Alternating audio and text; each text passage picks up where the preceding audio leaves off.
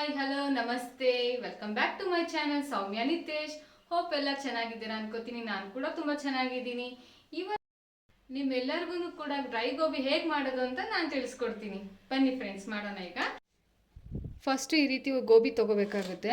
ಈ ಥರ ಗೋಬಿ ತೊಗೊಂಡು ಈ ಗೋಬಿನ ಸಣ್ಣ ಸಣ್ಣದಾಗಿ ಕಟ್ ಮಾಡಿಕೊಂಡು ಕ್ಲೀನ್ ಮಾಡಿ ಇಟ್ಕೋಬೇಕಾಗುತ್ತೆ. ತಗೊಳ್ಳಿ, ಈ ಬೌಲ್ ಒಳಗಡೆ ಪೂರ್ತಿ ನೀರು ಇಟ್ಕೊಳ್ಳಿ. ಫಸ್ಟಿಗೆ ನೀವು ಗ್ಯಾಸ್ ಆನ್ ಮಾಡ್ಕೊಳ್ಳಿ.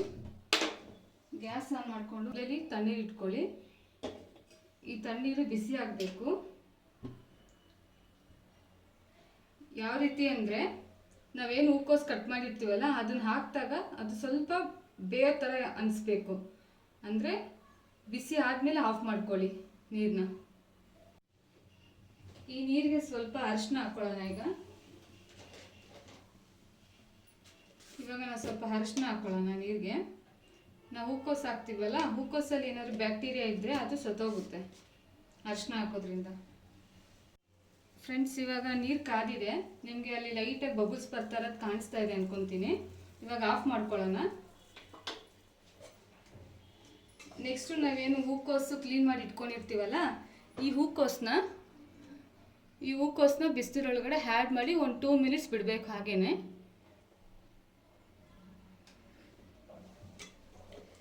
ನೋಡಿ, ಹಾಕ್ತಾ ಇದ್ದೀನಿ. ಈಗ ಒಂದು 2 ಮಿನಿಟ್ಸ್ ಬಿಸಿನೀರಲ್ಲಿ ಇರಲಿ. ಅದು ಬಿಸಿನೀರಿಂದ ಈ ಹೂಕೋಸನ್ನ ಸಪ್ರೇಟ್ ಮಾಡ್ಕೋಬೇಕು. ಇವಾಗ ನಾನು ಸಪ್ರೇಟಾಗಿ ಇಟ್ಕೊಳ್ತಾ ಇದ್ದೀನಿ ನೋಡಿ.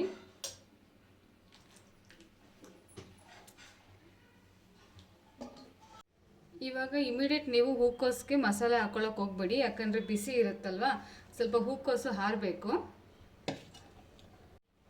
ಇವಾಗ ನೀವು 1-2 ಸ್ಪೂನು ಮೈದಾ ಹಾಕ್ಕೋಬೇಕಾಗುತ್ತೆ. ಮತ್ತು ನಿಮಗೆ ಗರಿಗರಿಯಾಗಿರೋದಕ್ಕೋಸ್ಕರ ಕಾರ್ನ್ಫ್ಲೋರ್ ಇದನ್ನು ಆ್ಯಡ್ ಮಾಡ್ಕೊಳ್ಳಿ. ಇದು 1.5 ಸ್ಪೂನ್ ಹಾಕ್ಕೊಳ್ಳಿ. ಕಬಾಬ್ ಪೌಡರ್ ಹಾಕ್ಕೊಳ್ಳಿ. ಇದು ಇನ್ನೂ ಟೇಸ್ಟು ಮತ್ತು ಕಲರಿಂಗ್ ಕೊಡುತ್ತೆ. ಒಂದು ಅರ್ಧ ಹಾಕ್ಕೊಂಡ್ರೆ ಸಾಕು. ಒಂದು ಹೂಕೋಸಿಗೆ ಹಾಫ್ ಪ್ಯಾಕೆಟ್ ಹಾಕ್ಕೊಳ್ಳಿ. ರುಚಿಗೆ ತಕ್ಕಷ್ಟು ಉಪ್ಪು ಹಾಕ್ಕೋಬೇಕಾಗುತ್ತೆ. ಇಷ್ಟು ಹಾಕ್ಕೊಂಡ್ಮೇಲೆ ಒಂದು ಮಿಕ್ಸ್ ಕೊಡಿ. ಜಿಂಜರ್ ಗಾರ್ಲಿಕ್ ಪೇಸ್ಟ್ ಕೂಡ ಹಾಕೋಬೇಕು. ಇದು 1 ಸ್ಪೂನ್ ಹಾಕ್ಕೊಳ್ತೀನಿ ನಾನು.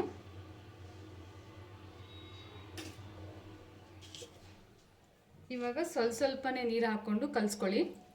ಒಂದೇ ಸಲ ಜಾಸ್ತಿ ಹಾಕೋಕೆ ಹೋಗಬೇಡಿ, ತೆಳು ಆದರೆ ಚೆನ್ನಾಗಿ ಬರಲ್ಲ. ನೋಡಿ, ಹೀಗೆ ಒಂದು ಸ್ವಲ್ಪನೇ ಹಾಕ್ಕೊಳ್ಳಿ ನೀರು.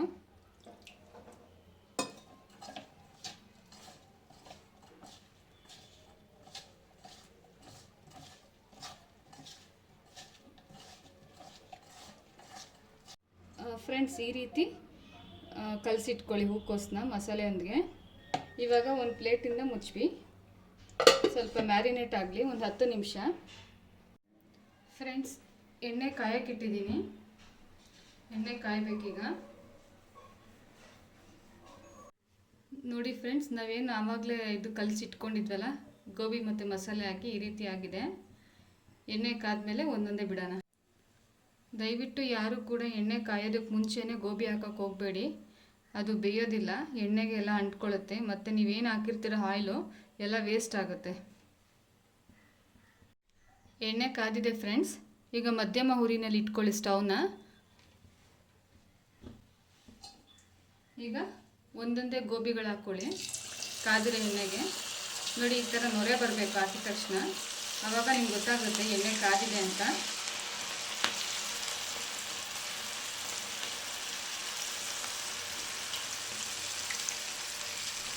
ಈ ರೀತಿ ಸ್ವಲ್ಪನೇ ಹಾಕ್ಕೊಂಡು ಬೇಯಿಸಿ. ನೋಡಿ ಯಾವ ರೀತಿ ಬೇಯ್ತಾ ಇದೆ ಎಣ್ಣೆಯಲ್ಲಿ.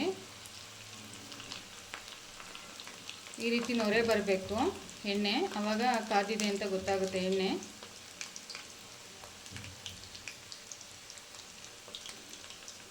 ಗೋಬಿ ಹಾಕಿದ ತಕ್ಷಣ ತಿರುಗ್ಸೋಕೆ ಹೋಗಬೇಡಿ. 1-2 ನಿಮಿಷ ಬಿಡಿ, ಎಣ್ಣೆಯಲ್ಲಿ ಫ್ರೈ ಆಗಲಿ, ಆಮೇಲೆ ತಿರುವಾಕೊಳ್ಳಿ. ಇವಾಗ ತಿರುಗಿಸ್ಕೊಳ್ಳಿ ಫ್ರೆಂಡ್ಸ್.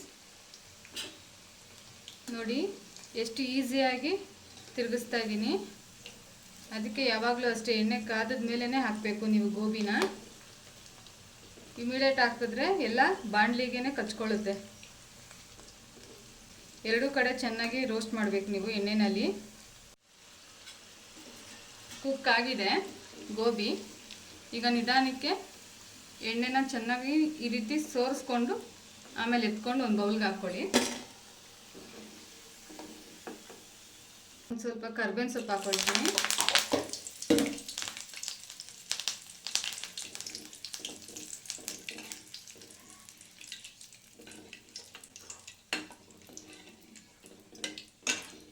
ಕಾದಿರೋ ಎಣ್ಣೆಗೆ ಹಾಕ್ಕೊಳ್ಳಿ ಕರ್ಬೇವಿನ ಸೊಪ್ಪು, ಗರಿಗರಿಯಾಗಿರುತ್ತೆ.